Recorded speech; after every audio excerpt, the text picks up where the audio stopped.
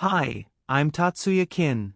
In this video, we will discuss how the ventral pancreatic bud moves and fuses with the dorsal pancreatic bud during embryonic development. When you study pancreatic embryology, you will notice that most textbooks describe this process in very similar ways. For example, they often state that the ventral bud rotates posteriorly to fuse with the dorsal onlaga. And here is another example. All of these explanations are essentially the same: it rotates, and rotates, and rotates. You may also find schematic figures like this, which are commonly used to illustrate this rotation. Here is another typical example.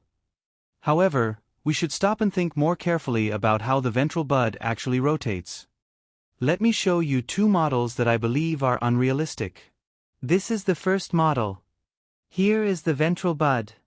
Here is the dorsal bud. This side represents the cranial direction, and this side represents the caudal direction. As you can imagine, this type of movement would not be realistic in a developing embryo.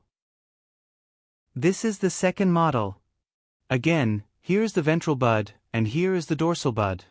This side is cranial, and this side is caudal. This twisting motion is also unrealistic. Now, let me present my theory.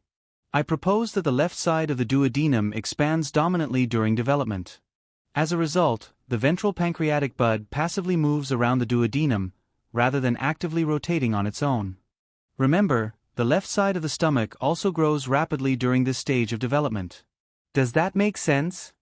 I described this theory in a paper published in 2010. Let's continue learning the embryology and anatomy of the pancreas together. Thank you very much for watching.